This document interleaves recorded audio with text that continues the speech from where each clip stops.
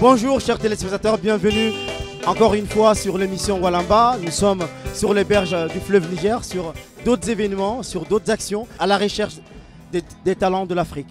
Aujourd'hui, nous sommes très heureux, très honorés de recevoir un projet. C'est un projet sur deux merveilleuses anges d'Afrique, Women Groove Project, porté par deux personnes. J'espère que je vais bien le faire. Merci d'accueillir sur le plateau Walamba Nima Sarr.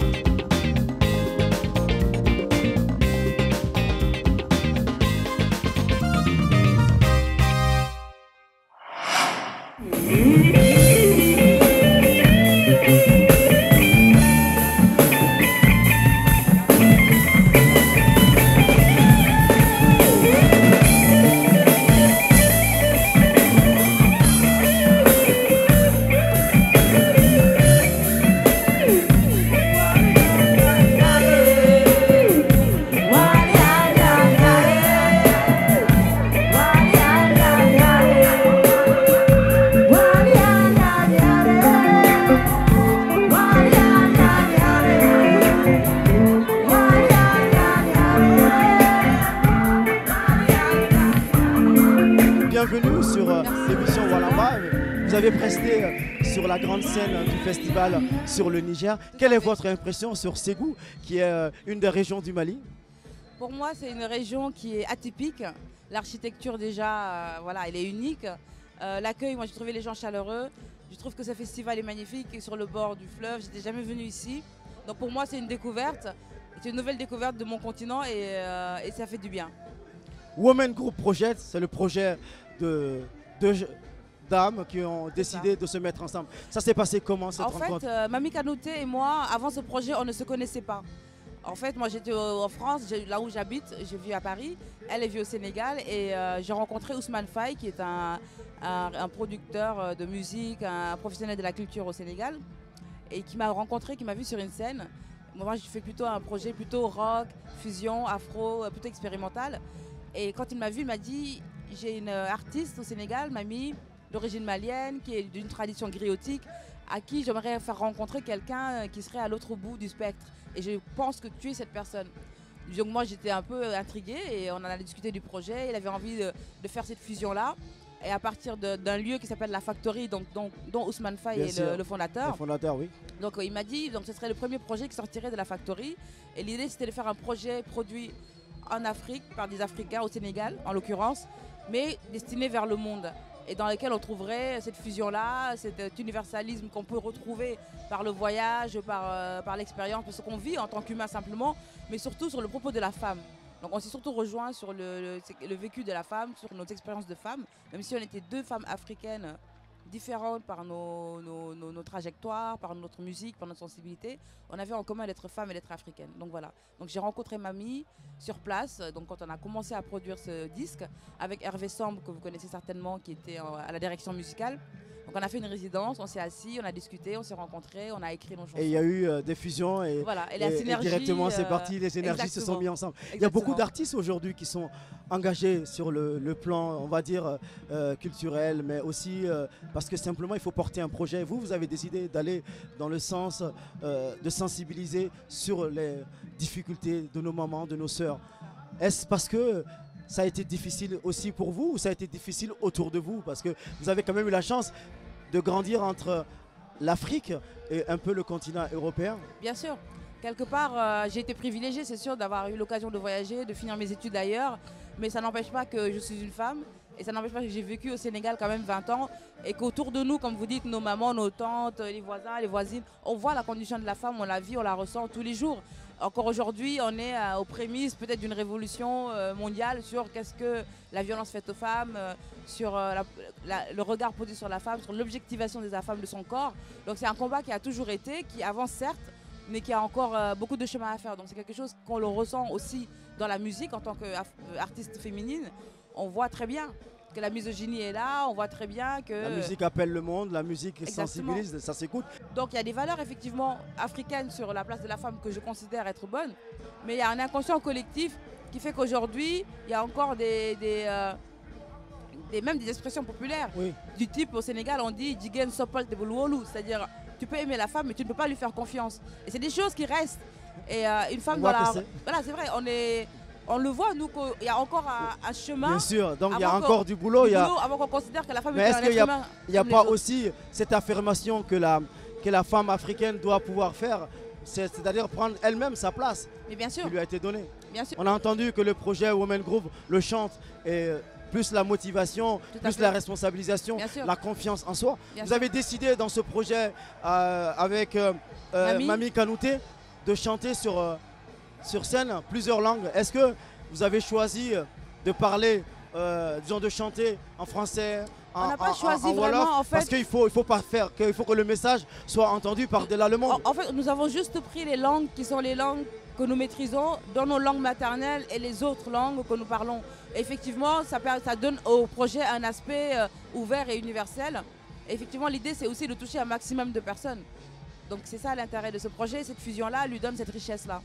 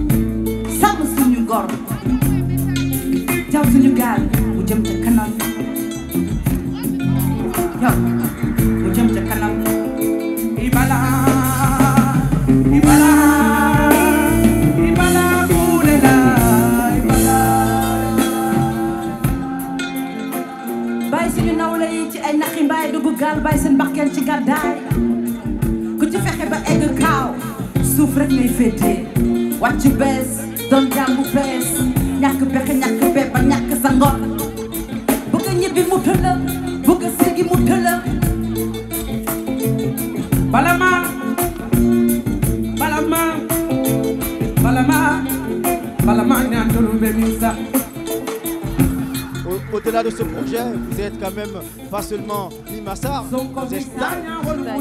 Alors, ça se passe comment pour Taï? Alors pour Taï, ça se passe comment? Alors pour Taï, ça se passe que j'ai fait un EP avec mon projet Taï de Love Process, qui est un projet plutôt Love Process. Et l'amour comme un processus, comme une fin, comme un moyen.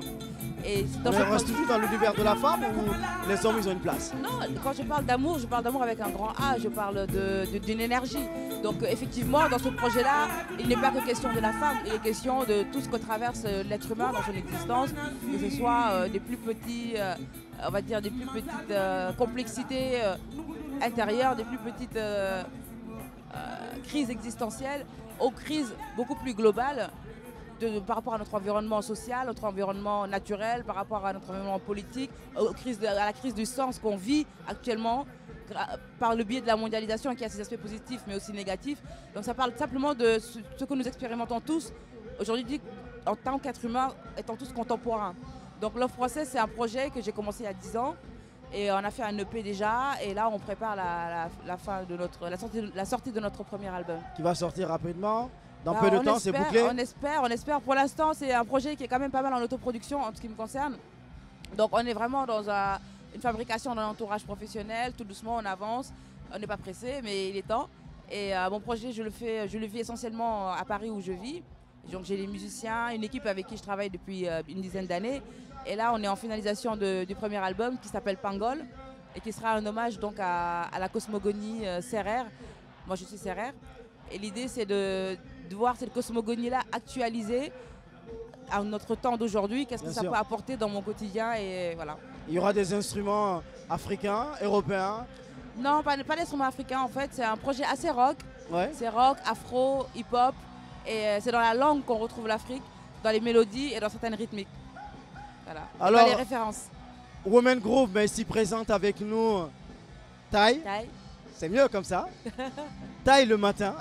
Sur l'émission Walamba, on a une originalité. D'accord. On aime bien aller un peu dans l'intimité de nos artistes le matin au réveil. Quand Nima, elle est, on va dire, quand Tai, elle est joyeuse le matin, ça donne quoi?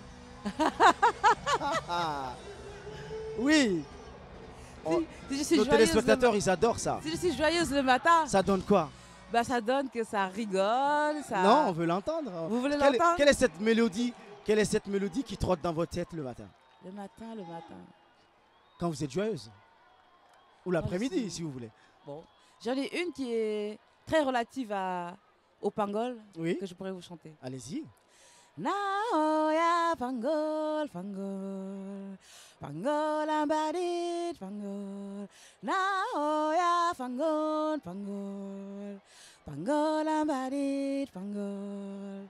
Pangol ambadit, pangol ambadit, pangol angarit, pangol angarit, pangol ambadit, pangol ambadit, pangol ambadit. Naoya pangol. Waouh, vous êtes au bord du fleuve Niger. Si vous êtes de l'autre côté de l'écran, n'ayez pas peur, c'est pas les sirènes qui chantent. C'est Tai sur l'émission Walamba avec nous. On aurait bien voulu avoir Mami Kanouté avec nous, mais ça nous fait aussi, toujours vraiment, plaisir. vraiment. Mais on aura l'occasion certainement de la voir sur l'émission Walamba. Women Group Project, deux Sénégalaises différentes mais uniques. Il y a d'autres projets que vous désirez mettre en place avec soit Mami Kanouté ou avec d'autres personnes? Je veux dire, au-delà de ce projet-là. Au-delà de ce projet-là, bien sûr. Parce que je pense qu'ici, vous avez rencontré pas mal de monde. Et il y a eu pas mal d'inspiration. Je sais qu'à chaque fois, dans votre tête, ça bouillonne. Pour l'instant, je m'apprenne, je me laisse aller, je prends, j'observe.